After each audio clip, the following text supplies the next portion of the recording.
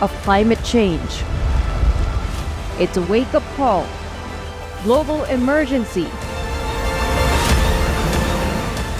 Climate tracker on WION World is One.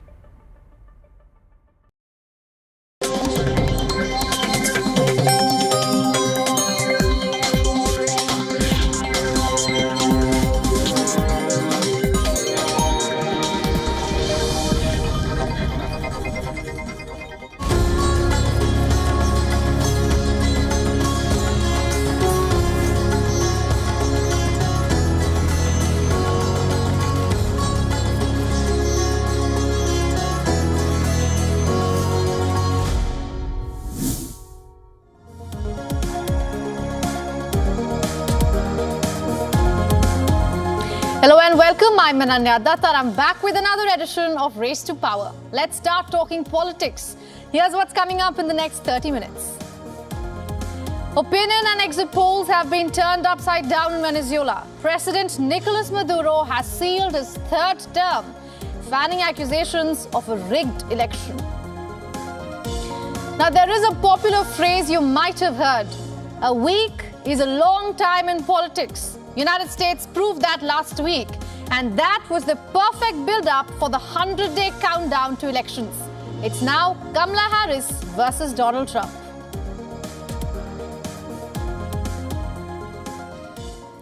It was cheers and tears after Nicolas Maduro was re-elected in Venezuela. The opposition is calling it rigged, but the president is painting himself as the defender of democracy. I can say in front of the people of Venezuela and the world, I am President Nicolas Maduro Mora, re-elected President of the Bolivarian Republic of Venezuela, and I will defend our democracy, our law, and our people. Edmundo González Urrutia got 70% of the votes in this election, and Nicolas Maduro received 30% of the votes. This is the truth, and my dear Venezuelans, this is the Venezuelan election with the largest margin of victory in history. Congratulations, Edmundo. One election, two winners. Venezuela was already in a state of crisis before the polls. It was widely believed that the 25 years of socialist regime will end today. Some suggested 2/3 of voters would choose anyone but President Nicolas Maduro. So when the election body announced a third term for the incumbent, it came as a shock. We have fought against this dictatorship for 25 years. We demand the international community to act. Today, the defeat of the miserable dictator Nicolas Maduro was obvious. We have absolute helplessness. Before, they would steal from us, but we didn't have ways to demonstrate it. The majority was not as absolute. The South American country's economy has been in poor shape since the price of oil plunged about a decade ago. The crisis has been made worse by a series of sanctions, especially by the United States. Washington has blamed the Maduro government for mismanagement. We have serious concerns that the result announced does not reflect the will or the votes of the Venezuelan people. It's critical that every vote be counted fairly and transparently. Maria Corina Machado won the primary with 93% of the votes, but was barred from running. That's when Edmundo González came to the fray. The 74-year-old diplomat turned politician was the face of the opposition. Parties kept their differences away only to keep Maduro out. But now that the president has got himself 6 more years, how is the future looking for Venezuela? The short answer is grim. The long answer is that at least 4 out of 10 people in the country might leave. About a quarter of the population has already migrated in search of a better life. About 2,000 people continue to leave each day. Experts say Maduro's return could worsen the migration crisis. And those left behind will struggle to find food, jobs and a roof to live under. Your report, WION World is One. And to take this further, we are being joined by Phil Gunson from the Venezuelan capital. He's a senior analyst with the Crisis Group. Mr. Gunson, good to have you on WION. Thank you so much for speaking with us. Thank you very much. You know, ahead of elections, we spoke to a few people from Venezuela and they spoke about this sense of democratic joy on the streets of Caracas. I want to ask you what's happening today. Well, it's very quiet today. The government side, as far as I can tell, doesn't appear to be demonstrating their joy on the streets. And certainly the opposition side is stunned and sad and frustrated because this has really been an enormous struggle for them to get this far. As you mentioned, the conditions for this election have been very far from free and fair.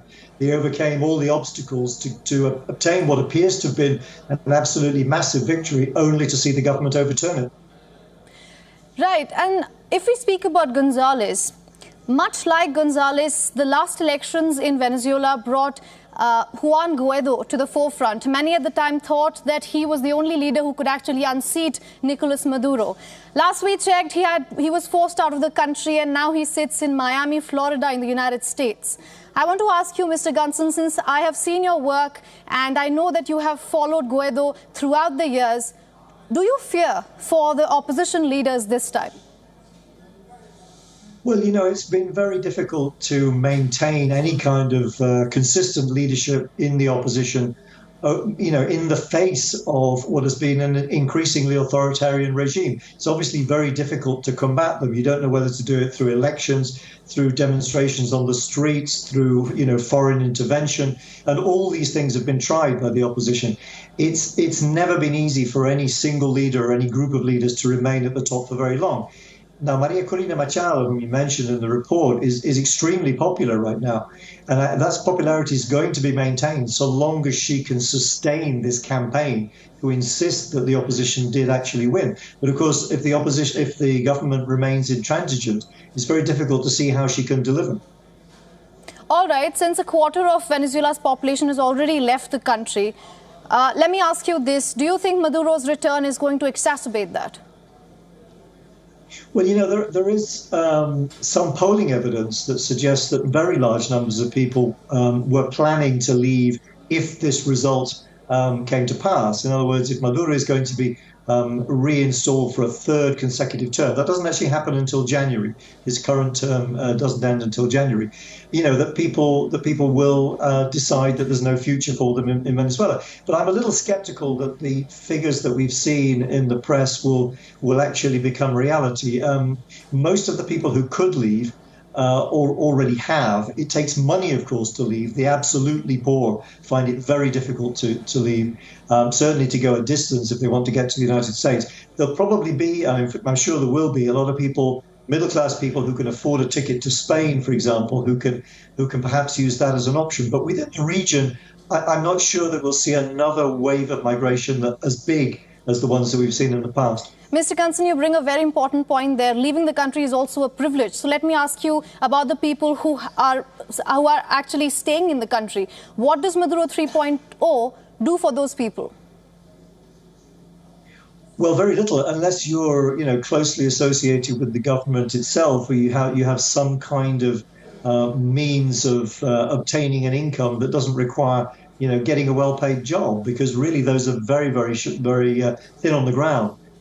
80 to 90% of the population don't have an adequate income. That's to say, they can't, they can either feed themselves or clothe themselves or pay rent, but they can't do all three. And a lot of people, very large numbers of people, are facing severe food insecurity. And unfortunately, with another Maduro term, with a failure to resolve the issue, for example, of U.S. sanctions, and obviously a government that has produced economic ruin up to now, there's really no prospect of an improvement in an economy which has shrunk since Maduro came to power by 75 to 80%. All right, Mr. Gunson, you do paint a very grim picture, but we hope for the best for Venezuela. Thank you so much for joining us here on WION and getting us your insights. Thank you very much.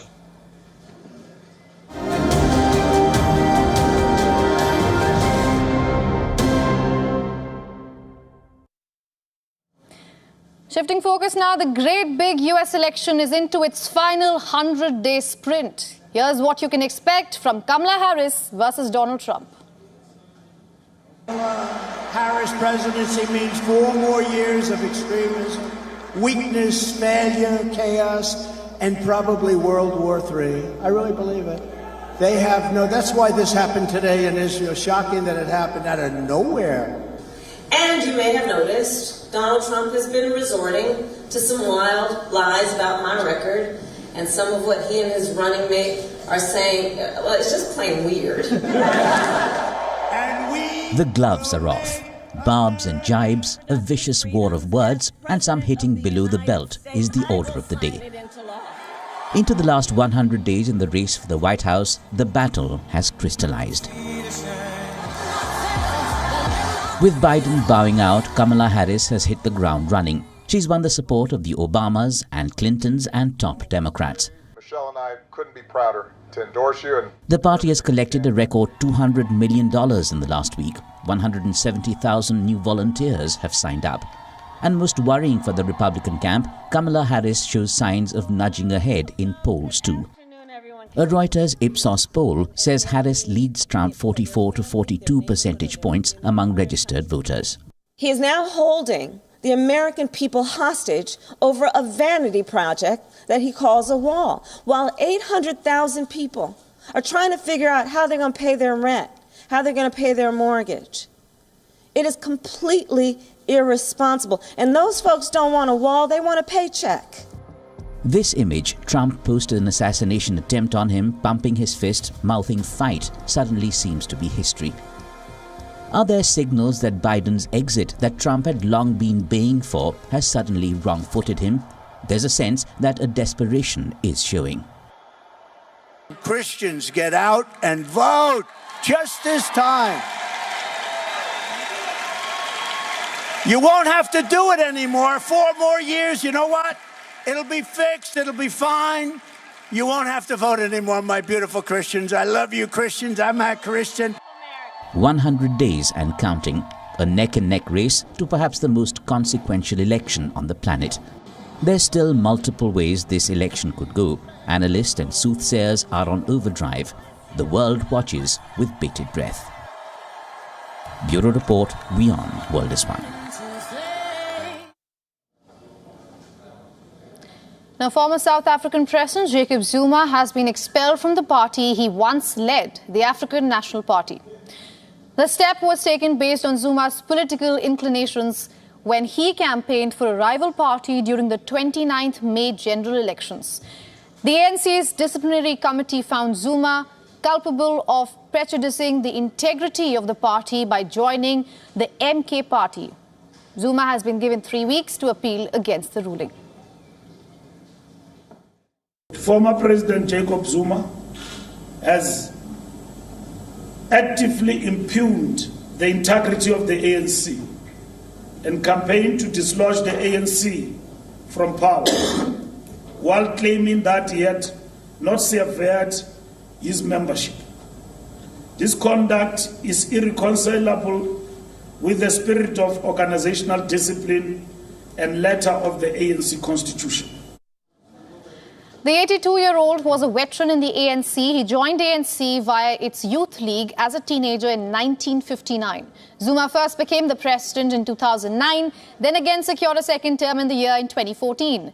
And following his forced resignation from the presidency in 2018 due to corruption scandals, he fell out with the party. Zuma has always denied any wrongdoings. Zuma was suspended by the ANC in January after endorsing the newly formed MK party. With Zuma's blessings, the MK secured 14.5% of the votes in the May 29th elections, placing third. Now, Zuma heads MK, which has 58 seats in the 400-seat National Assembly. In the recently concluded general elections, the ANC received 40% of the vote, its weakest performance since coming to power about 3 decades ago.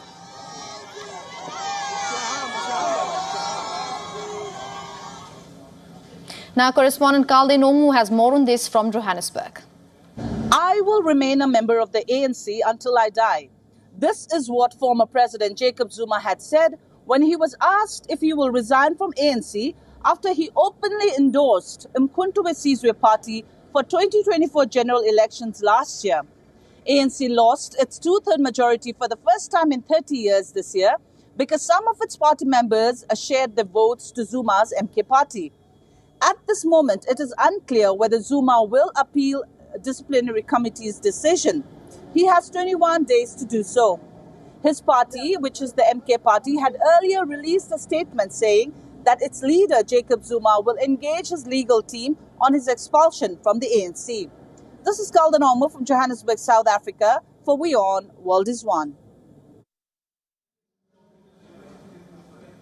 Now, the race to replace Rishi Sunak as the Conservative Party leader is heating up. Weeks after the worst electoral loss in decades, the Tories are seeking to elect a new face as the party chief. The latest to join the race is Shadow Housing and Community Minister Kemi Badenoch. Badenoch has pledged to get the Tories back into government as soon as 2030. In an op-ed for The Times, she said, and I'm quoting, "My campaign is launching with an explicit focus on renewing our party for 2030. The first full year we can be back in government and the first year of a new decade." Badenoch's official announcement takes the number of contesting candidates to 6. She joins Preeti Patel, Mel Stride, Robert Jenrick, Tom Tugendhat and James Cleverly in the race to replace former Prime Minister Rishi Sunak. Speaking of the election of the Conservative Party leader, the nominations that opened on July 24th have closed just a few moments ago. The party will hold the first round of voting between September 4th and 11th, narrowing down to 4 candidates who will make their case at party conference slated to take place between September 29th and October 2nd. On the basis of their pitch, the party will hold the second round of voting on October 9th and 10th and will further narrow it down to 2 candidates who will then be subject to the third, and that's the final round of voting. The online ballot will close on October 31st, and on November 2nd, the new leader will be named.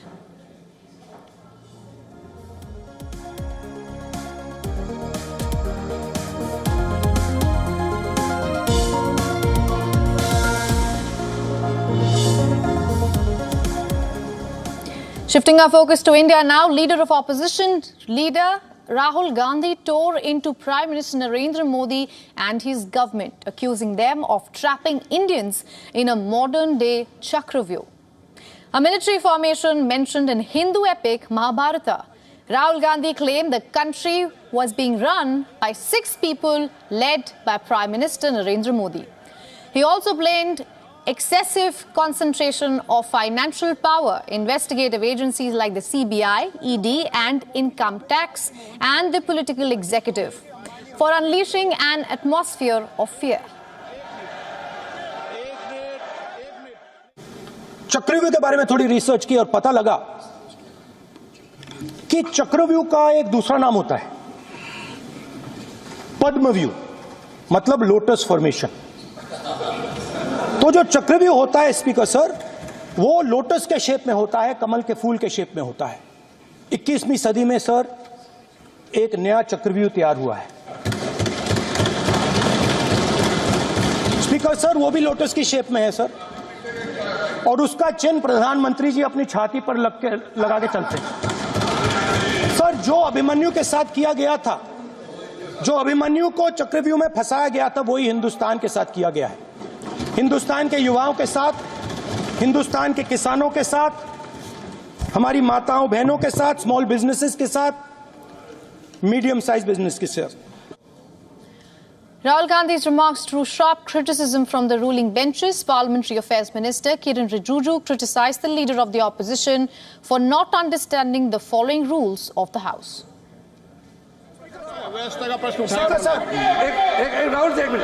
Speaker sir, मैं speaker का permission से खड़ा हुआ। बिल्कुल सही बोला आपने कहा, मैंने नहीं किया, मैंने जबरदस्ती नहीं बोला। आप बोल रहे हो। मैं स्पीकर साहब से permission.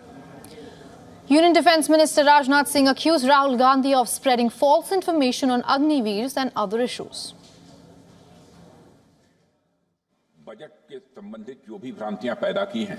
Respected Speaker, Whatever misinformation the leader of the opposition, Rahul Gandhi, has spread regarding the budget, we have our finance minister here to give any clarification required. Whatever the country needs to know, we'll speak about it from her side. But the brave soldiers who secure our borders, it's such an important aspect for us, and spreading misinformation about our Agniveers who are a part of the armed forces. I want to say that whenever you give permit to me, I'll be ready to give my statement on Agniveers in front of this house. Now let's take a look at what else is making headlines in the world of politics. Just weeks ahead of elections in Sri Lanka, the Sri Lankan Politburo has decided to field their own candidate at the upcoming presidential election. The SLPP was founded by the Rajapaksas and was the party that supported current presenter Ranil Wickremesinghe when he took over during the heights of Sri Lanka's economic crisis. Now, this decision solidifies the months-long suspicion that there appears to be a rift between the president and the Rajapaksas ahead of presidential elections. The SLPP is yet to announce its presidential candidate, with a prominent entrepreneur named Dhamika Pereira also believed to be the party's top choice. Wickremesinghe will now be contesting as an independent candidate. And in Peru, President Dina Boluarte is expected to formally call for elections as early as April next year. However, as per protocol and the appropriate time frame, elections are otherwise not due till 2026. Boluarte came to power in 2022 after Pedro Castillo was ousted following his arrest. However, shortly after becoming president, accusations of corruption and abuse of power have been mounting against Boluarte. In May, state prosecutors accused Boluarte of bribery and illicit enrichment involving Rolex watches. The incumbent leader is under investigation for the deaths that occurred during protests when she took office.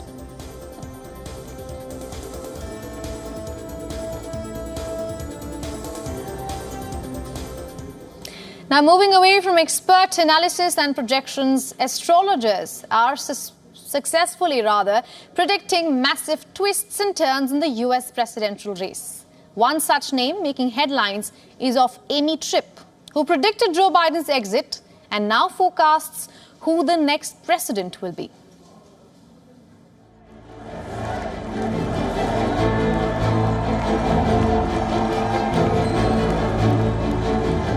Jupiter is going to be close to conjunct her ascendant, her north node, trine her sun and Saturn, and sextile her moon and Mars.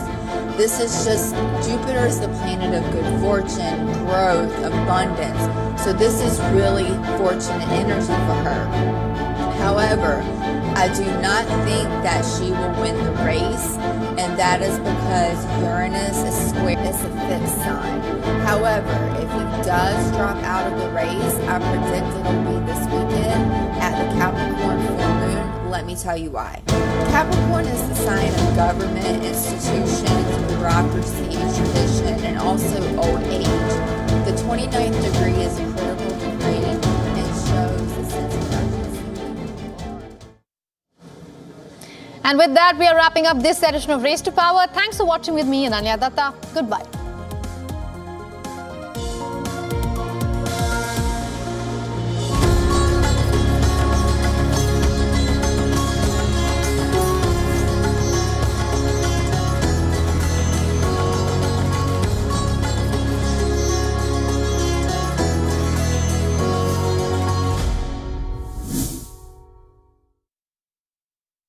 WION Health Resort is unique, the only one of its kind. Experience the 4 paths of natural wellness: yoga, Ayurveda, acupuncture, and naturopathy.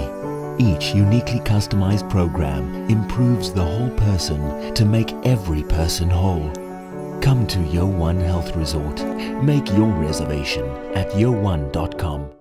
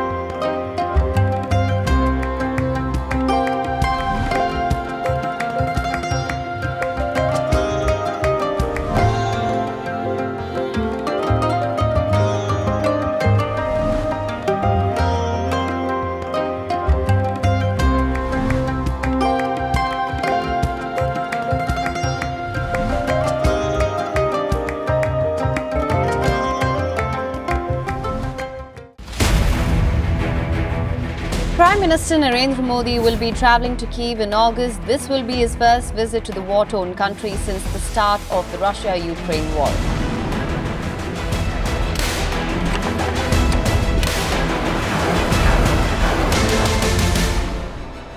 That the Indian Prime Minister hopefully very soon come to Ukraine to show the real situation on what is going on right now in Ukraine.